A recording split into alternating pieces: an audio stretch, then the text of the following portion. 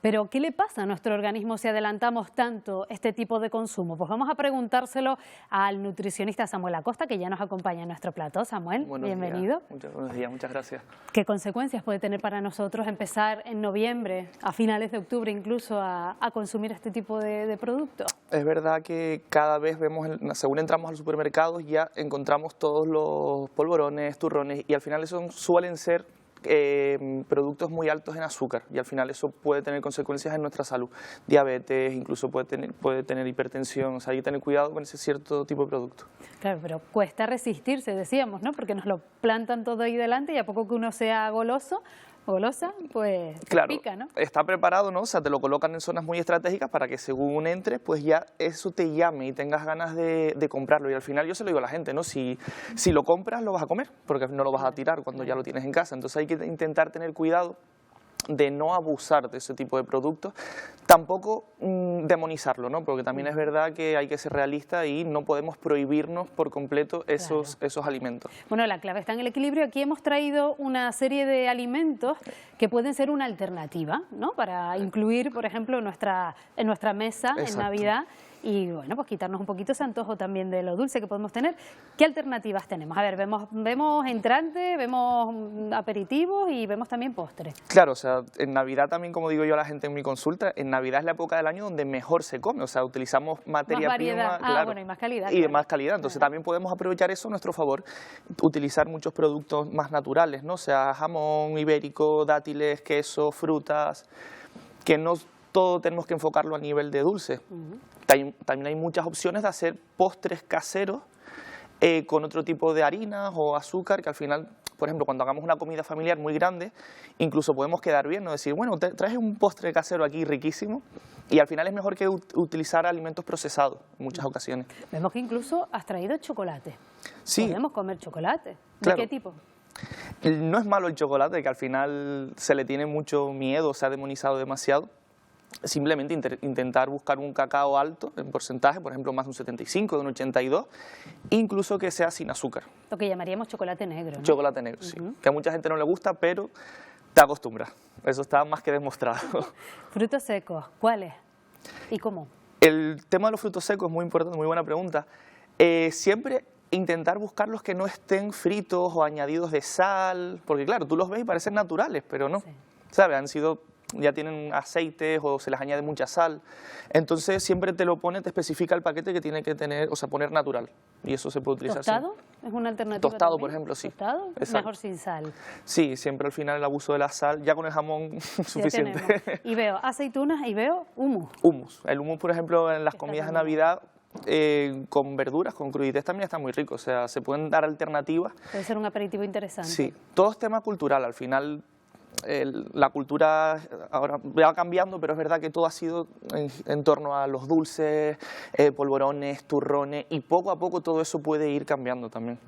Sobre todo porque normalmente en Navidad hacemos comidas más calóricas, más pesadas también, que luego nos cuesta más digerir, y terminarla, por ejemplo, con una pieza de fruta, nuestro organismo lo va a agradecer. Sí, si nos cabe, si nos cabe podemos hacerlo, sí, claro. ¿Qué hay de los turrones sin azúcar? Es una alternativa, yo creo que bastante mejor en comparación con los que ya existían, que son demasiado altos en azúcar, es cierto, ¿vale? Sigue siendo al final un alimento procesado que tiene otro tipo de compuestos, pero dentro de lo malo, creo que yo personalmente utilizaría más un polvorón o un turrón sin azúcar antes que uno normal. El sabor al final está muy logrado y no vas a notar casi diferencia, y ya que te apetece o quieres intentar seguir con la tradición, simplemente hacer ese cambio ya es un cambio bastante grande a nivel positivo. Y podemos estar tranquilos cuando vemos en el estante turrón sin azúcar, podemos estar tranquilos de que eso que vamos a consumir, por ejemplo, las personas con diabetes, ¿pueden hacerlo con tranquilidad o hay que fijarse mucho en el etiquetado? Son sin azúcar, pero son sin azúcar añadido. Eso no quiere decir que el producto, por ejemplo, en personas con diabetes, no quiere decir que no tenga hidratos de carbono, de manera que ellos tienen que controlar sus raciones, por ejemplo, si tienen dosis de insulina y tal. ¿Dónde está el problema aquí? Que esos alimentos te los venden como algo muy sano, como no tienen azúcar, y se tiende a abusar de ellos. Y ahí está el problema. Que porque una cosa sea más sana que otra, tampoco quiere decir que puedes abusar. Pasa con la moda del aguacate. El aguacate está de moda, ahora que lo podemos comer todos los días. Está muy caro, pero tampoco es cuestión de abusar de eso. Y eso pasa con estos productos de Navidad que son como más saludables, ¿no? Que aunque no tengan azúcar, tampoco es cuestión de abusar mucho de ellos. Y para hacernos una idea, por ejemplo, de qué cantidad de turrón o de polvorones o de dulces tradicionalmente navideños podemos consumir, ¿qué sería lo recomendable? ¿Podemos comerlos todos los días, por ejemplo, una porción pequeña o los días clave? Mejor dejarlo para los días clave, Nochebuena, fin de año. Siempre es mejor dejarlo en días claves. Es cierto que si te apetece, yo soy partidario de decir, cómelo, porque si al final entras en un bucle de prohibición, o no lo voy a hacer hasta el día tal, no lo voy a hacer hasta el día de Navidad, el limitarte o prohibirte durante tantos días, cuando llegue ese día...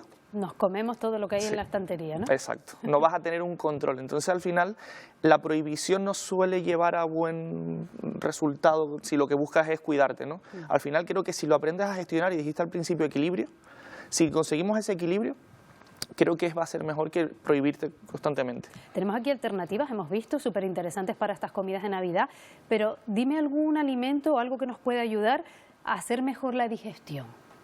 Así si se te ocurre alguna cosa. Yo sé, a mí me suena que, por ejemplo, el jengibre es bueno para digerir la comida. Yo suelo utilizar mucho infusiones después de comer. Y otra cosa también parte para la digestión, independientemente de la comida, es caminar, ¿sabes? El hecho de nosotros caminar también activa nuestro organismo, ¿no? Y podemos acompañarlo con alguna infusión. Y, por ejemplo, las comidas de Navidad, donde comemos mucha cantidad, no ir directamente a acostarnos o a sentarnos así en el sillón con la familia. Que suele apetecer. Sí, claro, intentar hacer alguna actividad, simplemente en casa, caminar, para que no nos sea digestiones tan pesadas. Bueno, pues como casi todo en la vida, lo mejor es el equilibrio, la moderación. Exacto. Y ya hemos visto que no es necesario dejarnos sin comer este tipo de alimentos, que también nos apetece, y también para eso son las Navidades. Claro. Pues Samuel Acosta, nutricionista, gracias por habernos acompañado. Muchas gracias, buen día.